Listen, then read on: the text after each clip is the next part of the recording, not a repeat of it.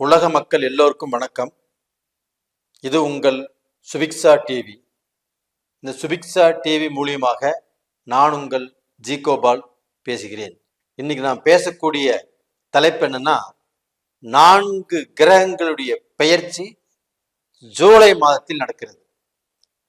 அப்ப அந்த ஜூலை மாதத்தில் நடக்கக்கூடிய 4 கிரகங்களுடைய பெயர்ச்சி ஆகப்பட்டது விருச்சக ராசிக்காரங்களுக்கு எப்படி இருக்கும் அப்படிங்கிறத பற்றி தான் இந்த பதிவில் பார்க்குறோம். விருச்சக ராசி, இந்த விருச்சக ராசிக்கு செவ்வாய் பகவானுடைய பயிற்சி ஜூலை 13ஆம் தேதி மேசத்திலிருந்து பயிற்சியாகி ரிஷபத்துக்கு வர்றாங்க.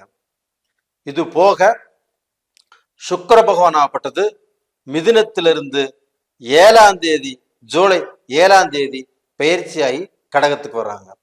சூரிய பகவான் ஆகப்பட்டது ஜூலை 16ஆம் தேதி மிதுனத்திலிருந்து பயிற்சியாகி கடகத்துக்கு வர்றாங்க. புதன் பகவான் ஆகப்பட்டது கடகத்திலிருந்து ஜூலை 19ஆம் தேதி பயிற்சியாகி சிம்மத்துக்கு வர்றாங்க. அப்போ இந்த பெயர்ச்சிகள் ஆகப்பட்டது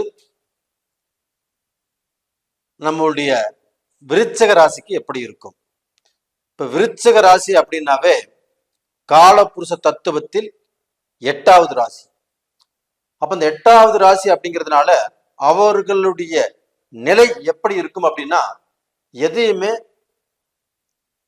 வெளிப்படையாக பேசி நல்ல பேர் சம்பாதிக்கிறது இல்லை. அவங்க மனசுக்குள்ளேயே வச்சு எதையுமே சாதிக்கிறவங்க. அது போக அவங்களுக்கு நஷ்டம் வந்தாலும் லாபம் வந்தாலும் எதையுமே வெளிக்காட்டாமல் எப்பவுமே ஒரே நிலையாக இருக்கிறவங்க. அவங்க கிட்ட 10 லட்ச ரூபா இருந்தாலும் கண்டுபிடிக்க முடியாது, வெறும் 10 பைசா இல்லைனாலும் கண்டுபிடிக்க முடியாது. அது மாதிரி குணம் உள்ளவங்க. இவங்களுக்கு தெரிஞ்சது எல்லாமே யதார்த்தம். யாருக்குமே நம்பிக்கை துரோகம் பண்ண மாட்டாங்க. யாருக்காவது எந்த செயலை செஞ்சு கொடுக்கணும்னு சொல்லியிருந்தாங்கன்னா கண்டிப்பாக அந்த செயலை செஞ்சு கொடுப்பாங்க. ஒரு வேலையிலேயே இருக்கிறாங்க வச்சுக்கோங்களேன், இந்த வேலையை பொறுப்பேற்றுட்டு அவங்க செய்யறாங்கன்னா அந்த வேலையை கடைசி வரைக்கும் செஞ்சு முடிப்பாங்க. இதனால அவர்களுக்கு லாபம் வருதோ நட்டம் வருதோ அதை பத்தி அவங்க கேர் பண்றது இல்லை. அவங்க எடுத்த அந்த லட்சியத்தை அந்த பொறுப்பை சரிவர முடிப்பார்கள். அப்படிப்பட்டவர்களுக்கு இந்த செவ்வாய் பகவான் கடந்த காலத்துல 6ஆம் இடத்துல ஆட்சியாக இருந்தது. இப்போ 7ஆம் இடத்துக்கு வந்திருக்குது. அந்த 7ஆம் இடத்துலயே குரு இருக்கிறாரு. அப்ப அந்த குருவோட சேர்ந்து செவ்வாய் குரு மங்கள யோகத்தை விருச்சக ராசிக்கு கொடுக்கிறாங்க. அப்போ நல்ல காலம் உங்களுக்கு பிறந்தாச்சு. அப்ப இதனுடைய அடிப்படையில் ஃபர்ஸ்ட் என்ன நடக்கும்னா, யார் எல்லாமோ விளையாட்டு துறையில் இருக்கிறீங்களோ, ஸ்போர்ட்ஸ்ல இருக்கிறீங்களோ, அவங்க இந்த பீரியட்ல கண்டிப்பாக தான் எதிர்பார்த்து அதற்காக ட்ரெயின் பண்ணி அதுக்கோசரம் போட்டியில கலந்துட்டு இருக்கிறீங்கன்னா அந்த போட்டியில கலந்துட்டு இருக்கிறவங்க கண்டிப்பாக சக்சஸ் பண்ணுவாங்க. 2வது பாத்தீங்கன்னா, அந்த விளையாட்டு துறையில் இருக்கிறவங்க ஒரு வேலைக்கு அப்ளை பண்றாங்க.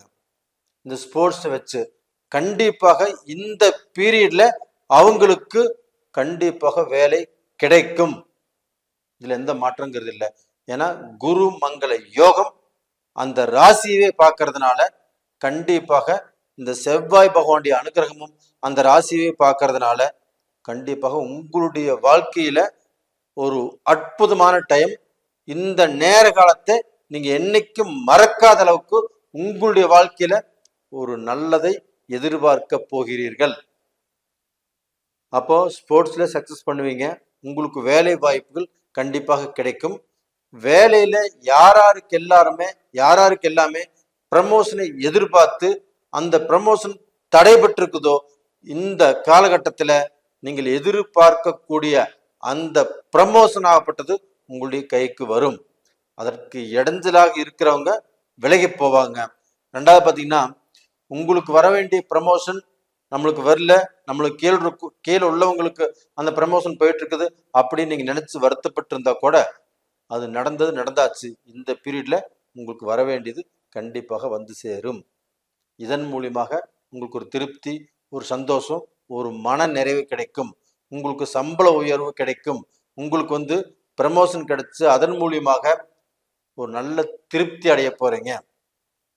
இது போக பார்த்தீங்கன்னா ஒரு சிலருக்காகப்பட்டது இப்போ இந்த வேலை விஷயத்துல கொஞ்சம் ஸ்ட்ரக் இருக்கும், வேலை செய்ய முடியாத அளவுக்கு சில சூழ்நிலைகள் உருவாகும். அது வந்து மனக்கஷ்டம். அப்போ அந்த மனக்கஷ்டம் அப்படிங்கிறது குடும்ப ரீதியாகவும் இருக்கலாம், அங்கே வேலை செய்யக்கூடிய இடத்துல பழக்க வழக்கத்தில் இருக்கிறதா இருக்கலாம். அந்த ஸ்ட்ரெஸ் ஆகப்பட்டது இப்போ குறையும்.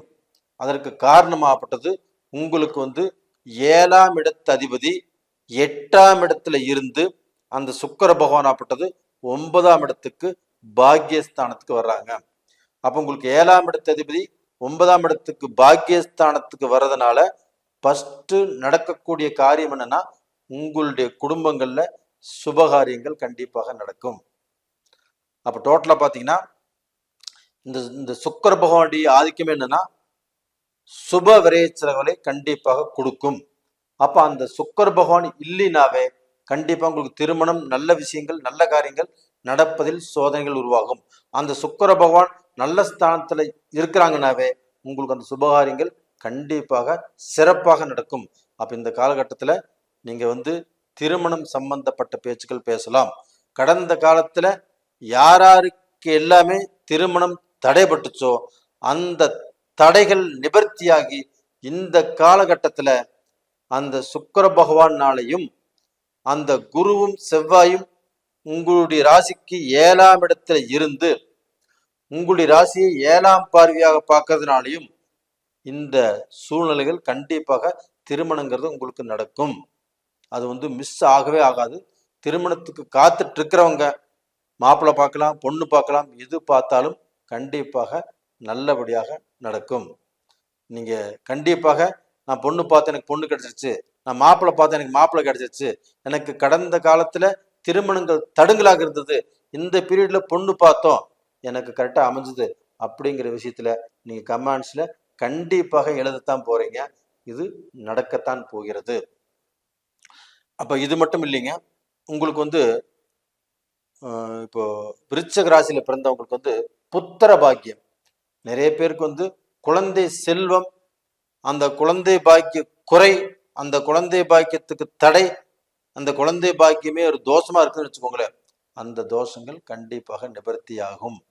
அப்படி நிவர்த்தியாகி உங்களுக்கு வந்து புத்திர பாக்கியம், அந்த கரு உருவாவதற்குண்டான வாய்ப்புகள் இந்த பீரியட்ல உங்களுக்கு அமைஞ்சிருச்சு. கண்டிப்பாக உங்களுக்கு புத்திர பாக்கியம் கிடைக்கும். நீங்க அம்மா ஆக போறீங்க, அப்பா ஆக போறீங்க, உங்க அப்பா அம்மா தாத்தா பாட்டி ஆக போறாங்க. இது எல்லாமே நடப்பதற்குண்டான வாய்ப்புகள் மனசு நிறைஞ்சிருக்குது. நான் மனம் நிறைவாக சொல்கிறேன். கண்டிப்பாக யாராருக்கு எல்லாமோ குழந்தை பாக்கியம் இல்லாமல் இருக்குதோ அவங்க எல்லாரும் சந்தோஷப்படக்கூடிய காலகட்டம் வந்தாச்சு. அப்போ ஒரு ஹாஸ்பிட்டலுக்கு போய் ட்ரீட்மெண்ட் நீங்க ஆரம்பிக்கிறதாக இருந்தாலும் இந்த பீரியட் நல்லா இருக்குது, தாராளமாக ஆரம்பிங்க. கண்டிப்பா உங்களுக்கு வெற்றி உங்களுக்கு தான்.